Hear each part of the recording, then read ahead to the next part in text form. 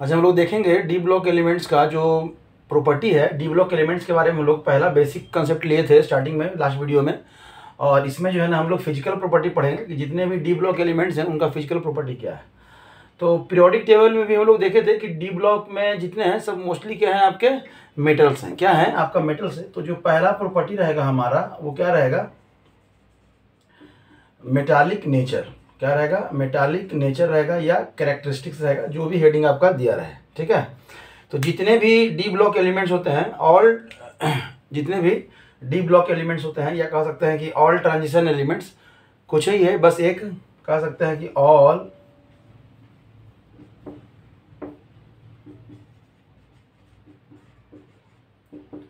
Transition elements, all transition elements are typical metallic property, typical metallic property. अब देखिए, बचपन से पढ़ते आ रहे हैं कि आखिर जो मेटालिक प्रॉपर्टी है वो है क्या। तो मेटल्स जो है ना, मेटल्स जो क्या, मेटल्स का क्या होता है, आपका मेल्टिंग पॉइंट हाई होता है। तो आप लिख सकते हैं हाई मेल्टिंग पॉइंट। आपका बॉइलिंग पॉइंट हाई होता है, तो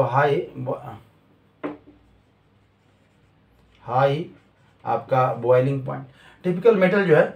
और मेटल हम लोग बचपन से क्या पढ़ते आ रहे हैं कि इनका हाई थर्मल कंडक्टिविटी होता है। हाई क्या होता है, थर्मल एंड इलेक्ट्रिकल कंडक्टिविटी। तो आप लिख सकते हैं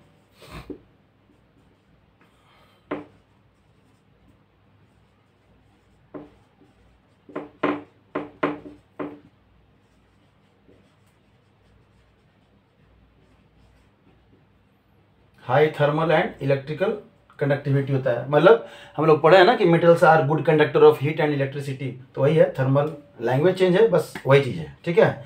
तब क्या है कि आप कह सकते हैं कि जो जितने भी मेटल्स हैं उनका डक्टिलिटी प्रॉपर्टी क्या होता है, डक्टाइल होता है। तो ये भी इनका जो है ना हाई लिख सकते हैं, हाई डक्टिलिटी,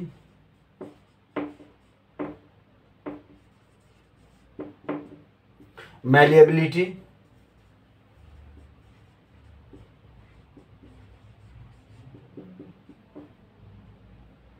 ठीक है। क्या होता है, हाई मैलिएबिलिटी। मतलब हम जो मेटल्स है उसको थिन शीट्स में या कह सकते हैं कि वायर में कन्वर्ट कर सकते हैं, डक्टिलिटी और मैलिएबिलिटी। समझ में आ रहा है, ऑलरेडी हम लोग बचपन से पढ़ते आ रहे हैं। ठीक है। तब क्या है यहाँ पे, तब है कि अब चूंकि डी ब्लॉक एलिमेंट्स है तो और हम लोग क्या कर सकते हैं। तो डी ब्लॉक में ध्यान दीजिएगा कि ये जो होता है ना, इनका एंथैल्पी जो है वो बहुत ज़्यादा होता है। एंथैल्पी मतलब इनका बॉन्ड डिसोसिएशन एनर्जी बहुत ज़्यादा होता है। तो कह सकते हैं यहाँ पे हम लोग कि transition elements are very hard,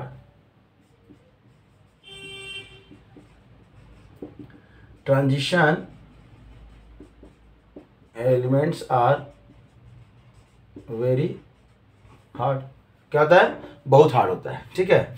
तब है कि आप देखे थे इसके एलिमेंट्स में जो क्रोमियम है उसके नीचे आपका क्रोमियम के नीचे आपका मोलिब्डेनम है और उसके नीचे आपका क्या है, टंगस्टन था। इनके पास क्या था, मैक्सिमम अनपेड इलेक्ट्रॉन। क्या था आपका, हैविंग मैक्सिमम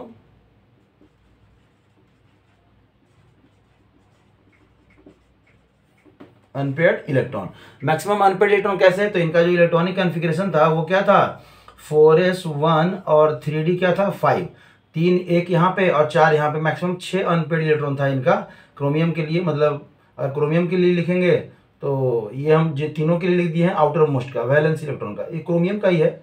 आप तो यहाँ पे आर्गन कह सकते हैं। आर्गन कितना 24 होता है ना, 18 एक 19 और 4 24। ठीक है। आर्गन ये तो सब में 6 इलेक्ट्रॉन सब में है, मैक्सिमम अनपेड इलेक्ट्रॉन है। और इस अनपेड इलेक्ट्रॉन होने के कारण इनका जो है ना क्या कह सकते हैं, जो मेटल्स हैं वो बहुत हार्ड होते हैं। क्या होते हैं, इसी अनपेड इलेक्ट्रॉन के कारण जो इनका जो मेटालिक नेचर है वो क्या होता है, मतलब जो एलिमेंट्स हैं वो क्या होते हैं, बहुत हार्ड होते हैं। क्या होते हैं, बहुत हार्ड होते हैं। और इनका हीट ऑफ एटोमाइजेशन भी बहुत ज़्यादा होता है। ठीक है। कह सकते हैं इसी कारण, इसी अनपेड इलेक्ट्रॉन के कारण इनका क्या होता है, इंथैल्पी ऑफ एटोमाइजेशन। नीचे यहाँ पे नजर आएगा, ठीक है। Enthalpy of atomization is high. क्या कह सकते हैं, हाई, क्योंकि इनके पास अनपेड इलेक्ट्रॉन बहुत ज़्यादा है। कोई दिक्कत? और उसमें भी ये जो heat of enthalpy of atomization है वो 4D और 5D सीरीज का है ना, ज़्यादा होता है किससे, 3D सीरीज से। तो आप कह सकते हैं कि हीट ऑफ एटोमाइजेशन जो है आपका 4D और 5D सीरीज का, आप कह सकते हैं एंथैल्पी ऑफ एटोमाइजेशन जो है ना वो ज़्यादा होता है किससे, 3D सीरीज एलिमेंट से। ठीक है, 3D सीरीज एलिमेंट से ज़्यादा होता है। तब यहाँ पे हम लोग चर्चा करेंगे कि अभी मेल्टिंग पॉइंट क्या है आपका। मेल्टिंग पॉइंट हम कह रहे हैं कि ज़्यादा है हमारा, क्या है, हम चर्चा करेंगे कि जो मेल्टिंग पॉइंट है और जो हमारा बॉइलिंग पॉइंट है वो क्या है, हाई देखे थे हम लोग। क्या देखे थे, हाई। तो इस पर क्वेश्चन आता है, तो इस पर हम लोग समझेंगे कि जितने भी एलिमेंट्स हैं, जैसे ये इसमें मेटल्स हैं, एस ब्लॉक में भी मेटल्स हैं, तो इसका जो मेल्टिंग पॉइंट बॉइलिंग पॉइंट होता है वो एस ब्लॉक एलिमेंट से क्या होता है, ज़्यादा होता है। तो आप कह सकते हैं कि melting point and boiling point of d block elements या transition elements is greater than आपका किसके, एस ब्लॉक एलिमेंट्स। ठीक है, s block elements. Periodic table में हम लोग देख रहे थे कि एस ब्लॉक के जो मेटल्स थे वो क्या थे, उनका बॉइलिंग पॉइंट मेल्टिंग पॉइंट क्या था, कम था। तो यहाँ हम लोग उसी चीज़ को हम लोग पढ़ रहे हैं कि डी ब्लॉक एलिमेंट्स का बॉइलिंग पॉइंट और मेल्टिंग पॉइंट क्या है, ज़्यादा है। तो कोई नया बात नहीं है, बस हम लोग चेंज कर दिए हैं। इसका रीज़न क्या है आपका कि इसके पास क्या है ना, अनपेड इलेक्ट्रॉन बहुत ज़्यादा है आपका। अगर रीज़न आपसे पूछे, ठीक है, रीजन पूछे आपसे, तो रीजन क्या है, तो स्ट्रॉन्गर मेटालिक बॉन्ड होता है। क्यों, क्योंकि अनपेड, जितना ज़्यादा अनपेड इलेक्ट्रॉन होगा मेटालिक बॉन्ड क्या है ना उतना ज़्यादा होगा, मेटालिक बॉन्ड क्या होगा, उतना ज़्यादा होगा। तो आप कह सकते हैं कि stronger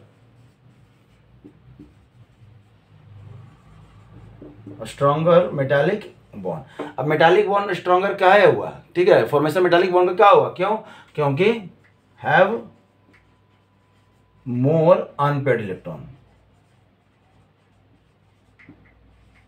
having more unpaired electron. समझ में आया यहाँ तक में? तब है कि इसी में आप हम लोग इसी ग्रुप में अगर बात करें, जिंक वाले फैमिली का बात करें, तो जिंक का और कैडमियम, मतलब जिंक 12th ग्रुप का, 12th ग्रुप की अगर हम लोग बात करते हैं तो उसमें जो आपका मेल्टिंग पॉइंट है, आपका बॉइलिंग पॉइंट है, थोड़ा कम हो जाता है। क्या है, अगर हम लोग जेडन की बात करें और कैडमियम की बात करें और किसकी बात करें, मरकरी की बात करें, तो इनका जो इलेक्ट्रॉनिक कन्फिग्रेशन होता है वो यहाँ पे आर्गन लिखे थे 4s2 और 3d क्या लिखे थे, 10 लिखे थे। वैसे भी ये ट्रांजिशन एलिमेंट्स तो है ना, ये डी ब्लॉक एलिमेंट्स हैं। और यहाँ पे हम लोग लिखे थे क्रिप्टन लिखे हैं, और यहाँ पे आप लिखिएगा 5s2 और आपका 4d क्या हो जाएगा, 10 हो जाएगा, 4d क्या हो जाएगा, 10 हो जाएगा। उसी तरह यहाँ पे भी जिनॉन और यहाँ पे ए ब्लॉक एलिमेंट के साथ आपका एटॉन पहले देख चुके हैं, सबका लिखने का जरूरत नहीं है। तभी क्या है कि इनका जो है ना, इनका अनपेड इलेक्ट्रॉन इनके पास नहीं है। क्या है, इनके पास अनपेड इलेक्ट्रॉन नहीं है। तो इनका जो बॉइलिंग पॉइंट और मेल्टिंग पॉइंट होता है ना, वो कुछ क्या होता है ना, कम हो जाता है। क्या होता है, क्या होता है, कम हो जाता है। मतलब यहाँ पे अगर हम लोग देंगे तो मेल्टिंग पॉइंट इन तीनों के लिए अगर बात करेंगे तो melting point and boiling point is very low. क्यों लो हो जाएगा, क्यों, have not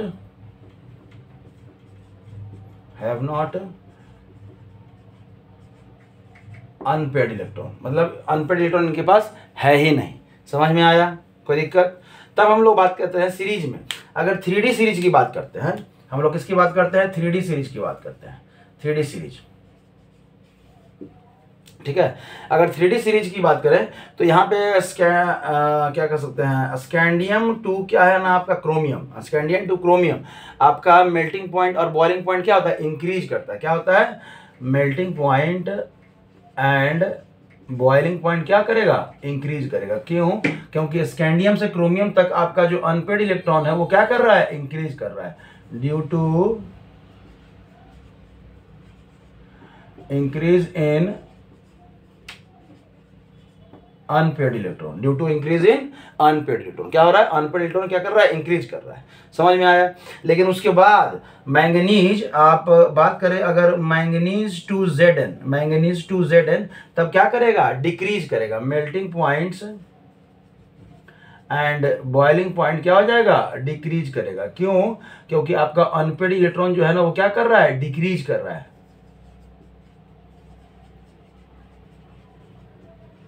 decrease in unpaid electron. समझ में आ रहा है, यहाँ नहीं भी दिख रहा है तो समझिएगा हम लोग क्या बोल रहे हैं कि मेल्टिंग पॉइंट बॉइलिंग पॉइंट क्या हो रहा है, कम हो रहा है। क्यों, क्योंकि आपका अनपेड इलेक्ट्रॉन क्या कर रहा है, डिक्रीज कर रहा है। कोई दिक्कत। तब इसमें कुछ एक्सेप्शन है कि जो अलग है आपका, जिनका स्टेबल कॉन्फ़िगरेशन है। स्टेबल कॉन्फ़िगरेशन वाले कौन है, मैंगनीज है। ठीक है, एक आता है मैंगनीज, आप लिखिएगा कि manganese and TC, technetium TC. ठीक है, इनका जो है ना जो मेल्टिंग पॉइंट है, इनका जो melting point and boiling point है वो कंपैरेटिवली क्या होता है, लो होता है। क्या होता है, लो। कंपैरेटिवली, कंपेयर कर रहे हैं, लो होता है। ठीक है, क्यों, क्योंकि इनका जो है ना, इनका लो क्यों होता है, तो ड्यू टू स्टेबल कॉन्फ़िगरेशन, कि ड्यू टू स्टेबल, इनका कॉन्फ़िगरेशन क्या होता है, स्टेबल होता है। इसलिए हाफ फील्ड वाला देखिए था ना, मैंगनीज क्रोमियम के, सॉरी क्रोमियम के जस्ट बाद वाला मैंगनीज, तो इसका है ना, इसका जो होता है 4s2 और 3d क्या होता है 5, तो ये क्या है ना, हाफ फील्ड। ये क्या होता है, हाफ फील्ड ऑर्बिटल है, हाफ फील्ड डी ऑर्बिटल। ठीक है, और ये स्टेबल होता है। क्या होता है, स्टेबल।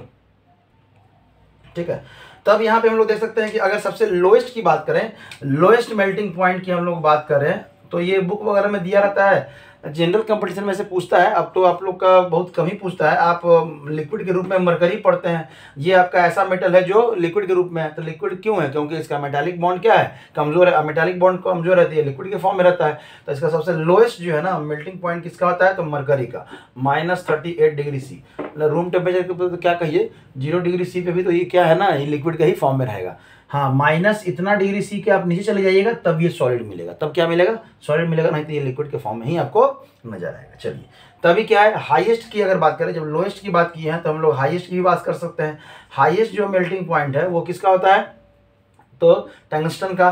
पहले बल्ब का जो 100 वाट वाला बल्ब आता था, पीला वाला बल्ब, उसमें हम लोग टंगस्टन का या कर सकते हैं कि वो हीटर वगैरह जो है उसमें हम लोग यूज करते थे, फिलामेंट्स के रूप में हम लोग क्या करते थे, यूज करते थे। इसका जो मेल्टिंग पॉइंट होता है वो 3400 डिग्री सी से ज़्यादा या इसी के अप्रोक्सीमेटली। कुछ कुछ बुक में जो है ना 3500 लिखा है, कुछ कुछ में 3300 लिखा है, तो on an average 3400 degree C. ठीक है, 3400 डिग्री सी। तो ये रहा आपका ओवरऑल मेल्टिंग पॉइंट और boiling point D block elements का। तब चलते हैं हम लोग अगले प्रॉपर्टी पे। दूसरा जो प्रॉपर्टी है, अगर हम लोग बात करें एटॉमिक साइज का या एटॉमिक रेडियाई का, किसका बात करें, एटॉमिक रेडियाई का, तो देखिएगा जो यहाँ पे एटॉमिक रेडियाई का जो ट्रेंड है वो यूनिफॉर्म नहीं है। क्या है, यूनिफॉर्म नहीं है। ऑलरेडी हम लोग लास्ट अभी जो डिस्कस कर रहे थे उसमें हम लोग कुछ बताए थे, स्कैंडियम, आपका titanium, vanadium, chromium, manganese, iron, cobalt, nickel, copper और जिंक। अब देखिए आपका जो इसका एटॉमिक रेडियाई का जो ट्रेंड है आपका, ये 3D सीरीज की बात कर रहे हैं। ये किसकी बात कर रहे हैं हम लोग, 3D सीरीज की बात कर रहे हैं। जो एटॉमिक रेडियाई है आपका वो क्रोमियम तक जो है ना वो क्या करता है, डिक्रीज करता है, डिक्रीज करता है। क्रोमियम तक डिक्रीज कर रहा है, मतलब यहाँ पे हम लिख सकते हैं कि हमारा जो Z डिफेक्टिव है वो क्या हो रहा है, इंक्रीज कर रहा है। क्या हो रहा है, इंक्रीज कर रहा है। तो यहाँ पे हम लोग कह सकते हैं due to increase in Z effective या effective nuclear charge, Z effective या इफेक्टिव न्यूक्लियर चार्ज। अब मैंगनीज से हम लोग बात करें निकेल तक का, यहाँ तक का, तो आपका लगभग जो है ना वो ऑलमोस्ट जो है ना आपका सेम रहता है। तो कांस्टेंट कह सकते हैं हम लोग, क्या कह सकते हैं, कांस्टेंट। जो रेडियस है वो क्या रहता है, कांस्टेंट रहता है। तो कह सकते हैं कि यहाँ जो आपका मेल्टिंग पॉइंट, ये सॉरी Z इफेक्टिव जो है, रिपल्सन और अट्रैक्शन दोनों क्या है ना बराबर होता है। क्या होता है, बराबर होता है। मतलब यहाँ पे आप कह सकते हैं कि जो आपका Z इफेक्टिव है, जेड इफेक्टिव बोलिए, कहीं कहीं जेड स्टार के रूप में आपको लिखा रहेगा बुक वगैरह में, वो इक्वल होता है आपका किसके, स्क्रीनिंग इफेक्ट, या कह सकते हैं कि आपका रिपल्सन के, रिपल्सन के। तभी क्या होता है आपका, जब ये दोनों अट्रैक्शन और रिपल्सन जब सेम है तो आपका जब साइज क्या हो गया, लगभग कांस्टेंट हो गया। और इसके आगे अगर बढ़ेंगे, अगर इसके आगे आप बढ़े तो यहाँ से आपका जो है ना फिर साइज क्या होता है, इंक्रीज करने लगता है। क्या करने लगता है, इंक्रीज करना। देखिए ओवरऑल इन जनरल हम लोग पढ़े हैं कि लेफ्ट टू राइट जाते हैं तो साइज क्या करता है, डिक्रीज करता है, वो यहीं तक। ठीक है, इसमें कांस्टेंट और फिर इंक्रीज, ये वेरिएबल है, और वेरिएबल है तो थोड़ा ध्यान रखने का बात है। अब वेरिएबल है तो ये क्या होता है, तो यहाँ पे जो है ना रिपल्सन क्या हो जा रहा है, बढ़ जा रहा है। मतलब जो रिपल्सन है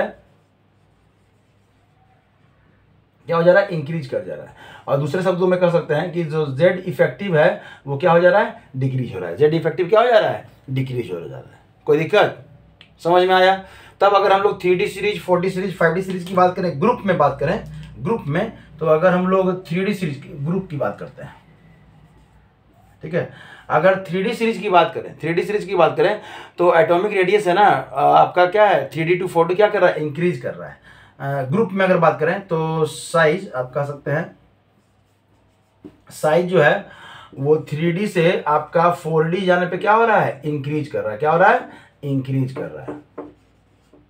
ठीक है, यहां तक क्या हो रहा है आपका, इंक्रीज कर रहा है। अगर आप 4D से 5D से जाएंगे तो एटॉमिक रेडियस क्या होने लगेगा, डिक्रीज करने लगेगा। क्या होने लगेगा, डिक्रीज। क्यों, लेंथेनाइड कॉन्ट्रैक्शन के कारण। किसके कारण, लेंथेनाइड कॉन्ट्रैक्शन के कारण। तो हम कह सकते हैं कि जब 4D से आप कहाँ जा रहे हैं, 5D में जा रहे हैं, तो आपका क्या हो रहा है, साइज क्या कर रहा है, डिक्रीज कर रहा है। ये किसके कारण, लेंथेनाइड कॉन्ट्रैक्शन के कारण। किसके कारण, लेंथेनाइड कॉन्ट्रैक्शन के कारण। समझ में आया, कोई दिक्कत। यहां पे आप लिख सकते हैं ड्यू टू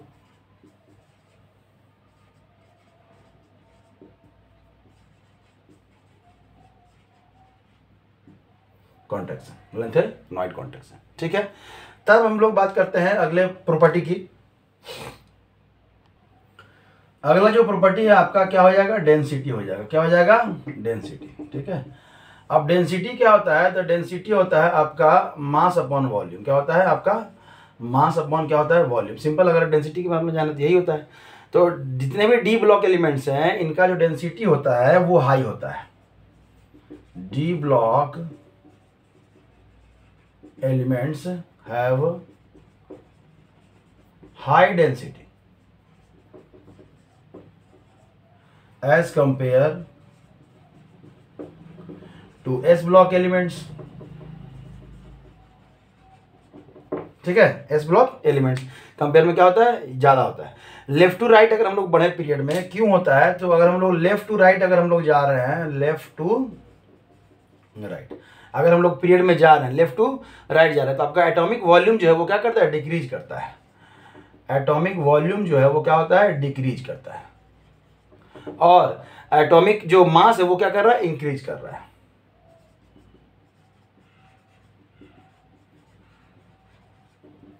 तो मास इंक्रीज कर रहा है, वॉल्यूम डिक्रीज कर रहा है, मास इंक्रीज कर रहा है, वॉल्यूम डिक्रीज कर रहा है, तो डेंसिटी क्या होगा आपका, इंक्रीज करेगा। डेंसिटी क्या करेगा आपका, इंक्रीज करेगा। यही लिखा हुआ है यहां पे। ठीक है, कोई दिक्कत। आगे अगर हम लोग बात करें तो 3D से आपका डेंसिटी किसका ज्यादा होगा, 4D का। और 4D से बहुत बहुत ज्यादा होगा किसका, 5D का। यहाँ पे लेंथेनाइड कॉन्ट्रैक्शन के कारण साइज क्या होता है, छोटा हो जाता है। साइज छोटा हो जाता है तो आपका मास तो बढ़ ही रहा है, और साइज छोटा, वॉल्यूम छोटा हो गया तो बहुत ज्यादा ड्रास्टिक बढ़ता है। इसलिए 3D सीरीज से ज्यादा 4D का, 4D से बहुत ज्यादा किसका होता है, 5D का। ठीक है, क्या डेंसिटी, ये डेंसिटी का ट्रेंड है आपका कि 3D से ज्यादा 4D का, 4D से बहुत ज्यादा किसका होता है, 5D का। कह सकते हैं ड्यू टू लेंथेनाइड कॉन्ट्रैक्शन। मास जो है ना बढ़ गया और वॉल्यूम क्या हो गया, डिक्रीज कर गया। समझ में आ रहा है। अगर हम लोग मैक्सिमम डेंसिटी की बात करें, मैक्सिमम डेंसिटी की, अब इस तरह का क्वेश्चन आता नहीं है लेकिन ठीक है पढ़ लेते हैं। मैक्सिमम डेंसिटी की बात करें तो आपका IR इरिडियम का ज्यादा है आपका किससे, इक्वल कर सकते हैं, ज्यादा कर सकते हैं किससे, ऑस्मियम से। किससे आपका, ऑस्मियम से। ठीक है, तो यहाँ से कुछ कुछ जो है ना प्रॉब्लम है उसको देख सकते हैं आप यहाँ पे। ठीक है, जब हाईएस्ट की बात हुआ है तो लोएस्ट भी हम लोग कह सकते हैं। तो जो लोएस्ट होता है वो किसका होता है, स्कैंडियम का होता है। किसका होता है, स्कैंडियम। वैल्यू नहीं पूछेगा, वैल्यू नहीं पूछेगा, ध्यान दीजिएगा यहाँ पे वैल्यू नहीं पूछेगा, लेकिन अगर आपको पूछ दे तो इसका सबसे ज्यादा होता है, सबसे ज्यादा आपका IR। ठीक है। और सबसे कम किसका होता है आपका, ये डी ब्लॉक एलिमेंट्स की बात कर रहे हैं, ठीक है, डी ब्लॉक एलिमेंट्स की बात कर रहे हैं। ऐसे कहीं कहीं लिखा रहता है कि आपका एटॉमिक नंबर बढ़ रहा है तो डेंसिटी बढ़ रहा है, लेकिन हमेशा नहीं, हमेशा नहीं है, क्योंकि जिगजैग मोशन में है। तो आप बस समझने के लिए समझ लीजिए कि एटॉमिक नंबर बढ़ रहा है, हमारा डेंसिटी क्या हो रहा है, बढ़ रहा है। तो आप ये कह सकते हैं कि रिलेट करके कि एटॉमिक नंबर क्या है, इंक्रीजेज,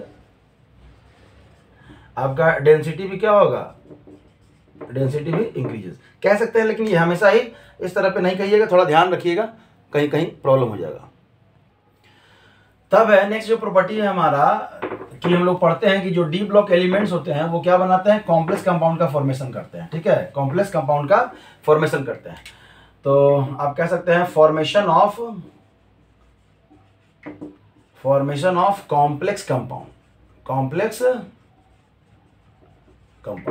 फॉर्मेशन ऑफ कॉम्प्लेक्स, जितने भी डी ब्लॉक एलिमेंट्स है लगभग आप कॉम्प्लेक्स कंपाउंड पढ़िएगा, मतलब कोऑर्डिनेशन कंपाउंड या कॉम्प्लेक्स कंपाउंड कहिए, उसमें आप देखिएगा कि डी ब्लॉक एलिमेंट्स ही है ना, सेंट्रल एटम। एग्जांपल में आप लोग यहाँ पे लिख सकते हैं FeCN6, ये एग्जांपल हुआ, ये कॉम्प्लेक्स कंपाउंड का एग्जांपल है। और यहाँ पे ये Fe जो नजर आ रहा है इसी को हम लोग सेंट्रल एटम कहते हैं, और इसी को हम लोग क्या कहते हैं, लुईस एसिड भी कहते हैं। ये इलेक्ट्रॉन पेयर क्या करता है, एक्सेप्ट करता है, तो आपको क्या कहते हैं, लुईस एसिड भी कहते हैं, और सेंट्रल एटम भी कहते हैं। और ये सेंट्रल, ये सब है क्या, तो डी ब्लॉक एलिमेंट्स है। क्या है आपका, डी ब्लॉक एलिमेंट्स है।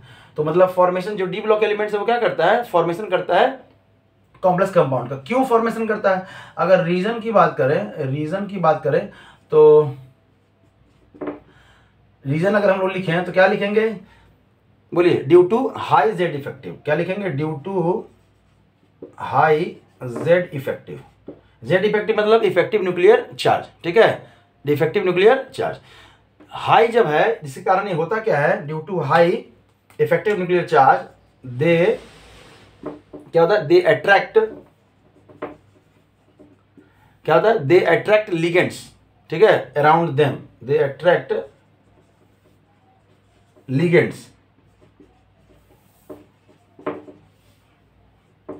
ये लिगेंड्स कौन है, बड़ा ब्रैकेट में, इस बड़े ब्रैकेट में कॉम्प्लेक्स कंपाउंड में लोग पढ़े हैं, वीडियो उसमें देख लीजिएगा। ये बड़ा ब्रैकेट में पहला एलिमेंट्स को छोड़ के बाकी जितने भी हो, यहाँ तो एक ही टाइप के हैं, बाकी जितने भी हो सब क्या कहलाते हैं, लिगेंड्स कहलाते हैं, ठीक है। लीजेंट मत बोलिएगा, लिगेंड्स बोलिएगा, ठीक है। और एक सबसे बड़ा रीजन है कि ये क्यों बनाते हैं भाई, इलेक्ट्रॉन पेयर, ये लुईस एसिड कह रहे हैं इसको, और कह रहे हैं कि लुईस एसिड कहते हैं किसका है, जो इलेक्ट्रॉन पेयर को क्या करता है, एक्सेप्ट करता है। क्या करता है, एक्सेप्ट करता है, ठीक है। मतलब कि डी ब्लॉक एलिमेंट्स के पास क्या है, जगह है, खाली जगह है तब ना, तो हम कह सकते हैं कि हैविंग वैकेंट डी सबसेल, ठीक है। डी सबसेल मतलब जगह खाली है, वैकेंट है, तभी ना हम लोग इलेक्ट्रॉन पेयर को गेन भी कर रहे हैं, ठीक है।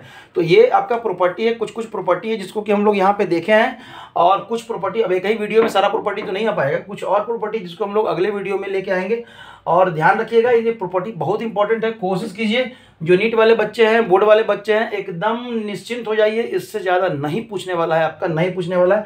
फिर है कि क्वेश्चन का प्रैक्टिस कीजिए, 1-8% मतलब 3-4% क्वेश्चन कुछ ऐसे होते हैं जो जब तक आप क्वेश्चन नहीं बनाएंगे वो नहीं बनने वाला है, लेकिन ऑलमोस्ट हम कोशिश कर रहे हैं कवर करने का। कुछ अगर बच जाता है आपके हिसाब से तो आप कमेंट कर सकते हैं कि सर ये आपका बच गया या रह गया या नहीं समझ में आया, ठीक है। कोशिश तो हमारा यही है कि लगभग हम पोर्शन हम कर रहे हैं। हाँ, जो मेंस वाले बच्चे हैं वो ऑलरेडी, चूंकि यहाँ थ्योरी इतना अच्छे से दिया जा चुका है कि आप क्वेश्चन लगाएं और क्वेश्चन लगा के आप थ्योरी को एक साथ जो है ना आप प्रैक्टिस करें, फिर से पढ़ें, नहीं बन रहा है क्वेश्चन फिर से थ्योरी को पढ़ें। जितना बार पढ़ेंगे उतना बार ज़्यादा आपको समझ में आएगा और क्वेश्चन आपसे बनने लगेगा। जब क्वेश्चन बनने लगेगा तो कोई दिक्कत नहीं, उस क्वेश्चन में दिक्कत नहीं है जिसमें एक ही आंसर है। उस क्वेश्चन में आपको दिक्कत होगा या नेगेटिव होगा इसमें मल्टीपल आंसर क्वेश्चन है, मतलब एक से ज्यादा आंसर वाले क्वेश्चन में आपको दिक्कत होगा। उस क्वेश्चन में अगर आपको सही करना है तो थ्योरी को मजबूत करना पड़ेगा, स्ट्रांग करना पड़ेगा, ठीक है। चलिए हम लोग मिलते हैं नेक्स्ट वीडियो में।